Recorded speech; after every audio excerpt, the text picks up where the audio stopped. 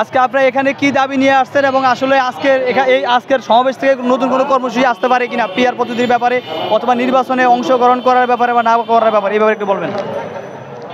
আজকে এখানে আসার উদ্দেশ্য হচ্ছে যে আমাদের একটা বিক্ষোভ সমাবেশ হচ্ছে, কিছু দাবি দেওয়া আছে।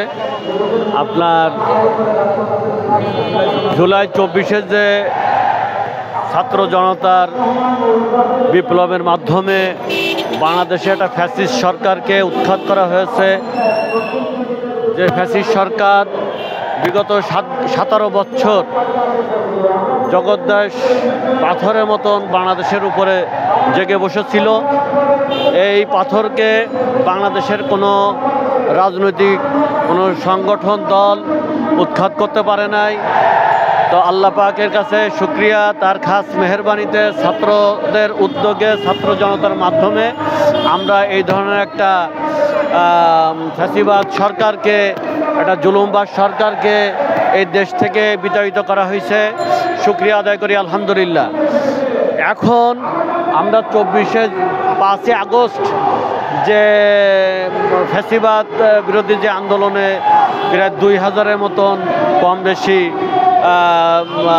মানুষের জীবনের বিনিময়, হাজার হাজার লোকের আহত, চোখ নাই, হাত নাই, পা নাই, এরকম পঙ্গুত্বকারীদের ত্যাগের বিনিময় আমরা যে আজকে এত সুন্দর একটা পরিবেশ, দেশ গড়ার একটা পরিবেশ পাইলাম। এই আশা ধারণ করে যখনই আমরা দেশ গড়ার জন্য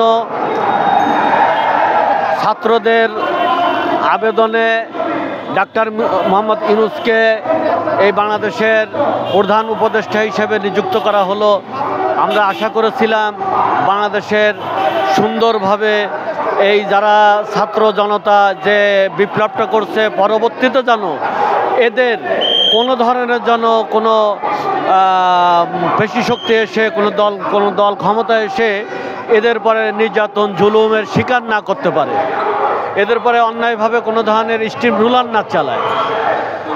তারপরে সংস্কার, বাংলাদেশের বিভিন্ন সেক্টর আছে, যে অফিস আদালত শুরু করে বিচারের পর্যন্ত মন্ত্রী, মিনিস্টার, রাষ্ট্রপতি, বিভিন্ন ধরনের বিভিন্ন সেক্টরে যে সংস্কারের প্রয়োজন আছে, নির্বাচনী সেক্টর। তো এই সেক্টরে হচ্ছে যে সংস্কারের ব্যাপারে আমরা তেমন উল্লেখযোগ্য কোনো কিছু আজ পর্যন্ত আমরা এই 1 বছর অতিবাহিত হয়ে গেল, আমরা কোনো কিছু পাইনি। এর মধ্যেই আমরা দেখতে পাচ্ছি যে বাংলাদেশে বড় একটা দল তাদের প্রধানের সাথে লন্ডনে যে ডাক্তার মোহাম্মদ ইউনূস সে সাক্ষাৎ করলো। সাক্ষাৎ করার পরে আসার পরে আমরা একটা জিনিস উপলব্ধি করতে পারতেছি যে বর্তমান যে তত্ত্বাবধায়ক সরকার তারা এই বড় দলের কাছে বিক্রি হয়ে গেছে। এই বিক্রি হয়ে যাওয়ার পরে তারা যেন তেন একটা নির্বাচন দিয়ে আগামীতে তারা বিএনপিকে অর্থাৎ এই বড় দলকে ক্ষমতায় বসিয়ে তারা তাদের দায় সারতে চায়। কিন্তু আসলে তো এই যে 2000 লোক মারা গেল, এতগুলো লোক আহত নিহত হইল, তাদের মানে যে পরিবারের এখন যে চাওয়া পাওয়া, তাদের চাওয়া পাওয়া এইটা যে তাদের সন্তানের জীবনের বিনিময় হইলেও এই আমাদের এই মাতৃভূমি, আমাদের এই স্বাধীন ভূমিটা যেন একটা স্বৈরচার, চাঁদাবাজ, দখলবাজ, টেন্ডারবাজ, খুনি, লুটেরা, হ্যাঁ, একটা পানের দোকানে একটা পান খাইতে গেলেও সে জায়গা চাঁদা দিতে হয়, একটা চায়ের দোকান দিলেও সে জায়গায় চাঁদা দিতে হয়, একটা ফুটপাতে একটা হকারের ভ্যান থাকলে সেখানে চাঁদা দিতে হয়। হ্যাঁ, এইভাবে চাঁদাবাজের যে শুরু হয়েছে। আর এই চাঁদাবাজ এমন আকার ধারণ করছে যে এই বড় দল দ্বারা এরা প্রভাবিত হচ্ছে। এরা আগামীতে এই দেশটাকে ছিঁড়ে বুড়ে খাবে। আজকে আমরা যদি আবার রাজপথে নেমে যদি আন্দোলন সংগ্রামের মাধ্যমে যদি সংস্কার, এই জুলাই অভ্যুত্থানের এদের সঠিক একটা আইন অনুপাতিক একটা মানে সুন্দর একটা যদি তৈরি না করা হয়, আগামীতে যারা ক্ষমতা আসবে তারা এসে এদের পরে স্টিম রুলার চালাবে। আমরা এটা চাই না। এর জন্যই আমাদের চরমনাই পীর সাহেব হুজুরের নেতৃত্বে আজকে আমাদের এই বিক্ষোভ সমাবেশ। আগামীতে যেন তাদের এই আইনগতভাবে একটা নীতিগত সিদ্ধান্ত পাকাপোক্ত হয়, সংস্কারের ব্যবস্থা হয়, পিআর পদ্ধতির মাধ্যমে সংসদে যেন আমাদের বাংলাদেশের প্রত্যেকটা মানুষের ভোটের অধিকার এবং ভোটের পক্ষে যারা যে রায় দিচ্ছে সেইভাবে যেন সংসদ ভবনে যেন কথা বলতে পারে, এই আশা নিয়েই আমরা আজকে রাজপথে আসছি। বাকি আল্লাহ পাকের ইচ্ছা, এই হলো আমাদের উদ্দেশ্য আজকে। আসলে এই সরকার পিআর পদ্ধতিতে নির্বাচন করবো কিনা, অথবা যদি না করে তাহলে আপনাদের আসলে করণীয় থাকবে কি? এইটা তো আমি এইভাবে বলবো না, তবে আমি যতটুকু আশা করি যে ইসলামের পক্ষে যেহেতু একটা বাক্স হবে, আমি আশা করি যে আগামীতে সম্ভবত যে পুরা জোটবদ্ধভাবে দানা বেঁধে একটা এমন একটা দুর্বল আন্দোলন গড়ে তুলবে যে আন্দোলনের মাধ্যমে ইনশাআল্লাহ এই বাংলার জমিনে পিআর পদ্ধতির মাধ্যমেই নির্বাচন হবে, এর বিকল্প আর কোনো কিছু হতে পারে না। বর্তমান যে আইন শৃঙ্খলা বাহিনীর যে পরিস্থিতি রয়েছে, তাদের যে অবস্থা রয়েছে, এই অবস্থা থেকে আশা করেন আদৌ নির্বাচন সুষ্ঠু হবে কিনা যদি ফেব্রুয়ারিতে নির্বাচন হয়? বর্তমান যে ভঙ্গুর, যে ধোড়া সাপের মতন, বুড়া বাঘের মতন, বুড়া বাঘ যখন ক্লান্ত হয়ে যায় শুয়ে থাকে, এই অবস্থার প্রশাসন চলতেছে। তাদের একটা দুঃখ, তাদের মা চলে গেছে ইন্ডিয়ায়। দ্বিতীয় দুঃখ হচ্ছে যে তারা এখন এমন একটা পরিস্থিতির মধ্যে পড়ছে, কোন সময় জানি কার কি হয়। আর বাংলাদেশে যে পুলিশ প্রশাসন আছে, এরা আওয়ামী লীগ নিযুক্ত। 17 বছরে আওয়ামী লীগের শুধু প্রশাসন কেন, সচিবালয়, বিভিন্ন সেক্টরে প্রশাসনিক কন, আমলাতন্ত্র কন, সচিবালয় কন, বিভিন্ন সরকারি অফিস আদালত, সব জায়গায় রন্ধে রন্ধে আওয়ামী লীগের দোসররা বসে আছে। এরা চাবে না কোনো অবস্থাতেই যে বাংলাদেশটা সুষ্ঠুভাবে সুন্দরভাবে গড়ে আসুক বা সুন্দর পরিবেশ তৈরি হোক। আর একটা জিনিস কি, আর একটা জিনিস হচ্ছে যে প্রশাসন চায় না, এটা একদম ভালো হবে। প্রশাসন চায় না দেশ ভালো হোক, মানুষ ভালো হোক, কারণ এই ভালো হওয়া মানুষ দিয়ে তাদের কোনো স্বার্থ নাই। তাদের কমার্শিয়াল, চাঁদাবাজ থাকবে তাদের ব্যবসা হবে, খুন থাকবে তাদের ব্যবসা হবে, দুর্নীতিবাজ থাকবে তাদের ব্যবসা হবে, দখলবাজ থাকবে তাদের ব্যবসা হবে।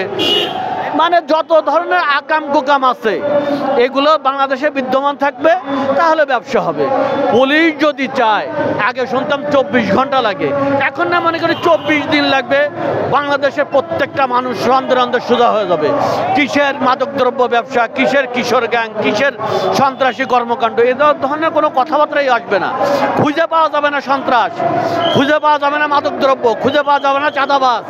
কিন্তু আমাদের দেশের প্রশাসন চায় না, মূল কথা আমাদের দেশে প্রশাসন চায় না। আজকে আমি আপনাদের মাধ্যমে একটা মেসেজ দেই, এটা একদম বাস্তবতা। আজকে যদি স্বরাষ্ট্রমন্ত্রী, যদি প্রধান উপদেষ্টা যদি ডিক্লেয়ার দেয় আগামী 24 দিন প্রত্যেকটা থানার ওসিদের দিকে আঙুল তুলে বলতেছি, 24 দিনের মধ্যে আমি কি হলো দেখবো না। 24 দিনের পরে যদি কোনো মাদকদ্রব্য ব্যবসায়ী পাওয়া যায়, কোনো নেশাখোর পাওয়া যায়, কোনো চাঁদাবাজ পাওয়া যায়, তো ওই থানার প্রশাসনের জবাবদিহি করতে হবে এবং ওসি সাহেবের চাকরি থাকবে না। তার অসৎ যত অর্থ সম্পদ আসে সেগুলো ক্রপ করা হবে। এই কথাটা বলুক, দেখবেন যে 1 মাস পরে বাংলাদেশে কোনো সন্ত্রাস, চাঁদাবাজ, কোনো নেশাদ্রব্য বিক্রেতা থাকবে না। ঠিক আছে। আরেকটা কথা হলো যে সিলেট যে ভোলাইগঞ্জে যে লক্ষ লক্ষ কোটি কোটি টাকার ফাতো লুট হয়ে গেল, সেখানে আজকে একটা প্রতিবেদন দেখলাম, সেটার সাথে বিএনপি জড়িত আছে, জামাত জড়িত আছে, আওয়ামী লীগ জড়িত আছে, এনসিপি জড়িত আছে, কিন্তু ইসলামী আন্দোলন জড়িত নাই। এবং এত আইন শৃঙ্খলা বাহিনীর এত সব কিছু ঠিকঠাক থাকার পরও আসলে কীভাবে এই ফাতোগুলো লুটপাট হয়ে গেলে এবং তাদের সম্পর্কে আসলে কি বলবেন? আসলে ওইখানে কারা কারা জড়িত আছে না আছে এটা আমাদের বিষয় না, আমরা জানিও না। আর আপনি যেটা বলতেছেন এটা আমি জানি না, যাই হোক হইতে পারে, কিন্তু সেটা বিষয় না। বিষয় হচ্ছে যে প্রশাসন কি করছে। এ তো একজনের মানিব্যাগ চুরি করে নাই, একজনের পকেটের টাকা চুরি করে নাই, একটা বাড়ি রাত্রে বলে যে আক্রমণ করে না হঠাৎ করে। এটা হচ্ছে দীর্ঘদিন ধরে ট্রাক, আপনার হচ্ছে যে কি বলে কার্গো ট্রলার, হাজার হাজার লেবার, এইগুলো ব্যবহার করে কিন্তু তারা এগুলো লুট করছে। আর এগুলো এমন জিনিস না যে এগুলো চুরি সাবেরে করছে, তাই না? এটার জন্য সম্পূর্ণ দায়ী হচ্ছে যে প্রশাসন, সম্পূর্ণ দায়ী। প্রশাসন কোনো অবস্থাতে দায় এড়াতে পারে না। আজকে যদি প্রশাসন যদি কোনো অন্যায়ের বিরুদ্ধে কথা বলে না, তারা ওই টল পুলিশে দেখি ওই বসে বসে মোবাইল দেখে। তাদের কি মোবাইল দেখার কাজ? তাদের ডিউটি করার কাজ। একটা খুন হয়ে যাচ্ছে, তারা আশপাশে থাকে, তারা কোনো প্রতিবাদ করে না, তারা প্রতিবাদ করে না। তার মানে কি? মানে বাংলাদেশের সবচেয়ে বর্তমান খারাপ অবস্থার মধ্যে আছে প্রশাসন, পুলিশ। এদেরকে ঠিক না করতে বলে, এই স্বরাষ্ট্রমন্ত্রীকে ঠিক না করতে বলে, এই প্রধান উপদেষ্টাকে ঠিক না করতে পারে, বাংলাদেশে এই সামনে আদৌ নির্বাচন করা সম্ভব না। ধন্যবাদ। আপনার নাম পরিচয়টা একটু বলবেন। আমার নাম পরিচয় দিয়ে আর কি হবে? আমি একজন মুসলমান, আমার এই বাংলাদেশ, আমি এই দেশের নাগরিক। আমার এই দেশ গড়ার জন্য আমার জীবনের বিনিময় হলে আমি দেশ করতে চাই। আর আমার নেতা হচ্ছে যে পীর সাহেব চরমোনাই, হ্যাঁ, শায়েকের চরমোনাই। আমার দল হচ্ছে যে সংগঠন হচ্ছে ইসলামী আন্দোলন বাংলাদেশ, যে বাংলাদেশের আজকে 87 সাল থেকে এই পর্যন্ত যে দলের নামে কোনো ধরনের একটা অপকর্মের কোনো দলিল বা ইয়ে নাই, ঠিক আছে? যদিও কেউ কোনো কিছু বলে সেটা হচ্ছে দলিলহীন, দলিল ছাড়া অহেতুক মিথ্যা প্রোপাগান্ডা, অহেতুক একটা বানোয়াট কথাবার্তা বলে প্রাথমিকভাবে কোনো একটা রাজনৈতিক ফায়দা নেওয়ার জন্য, আর কোনো কিছু। ধন্যবাদ।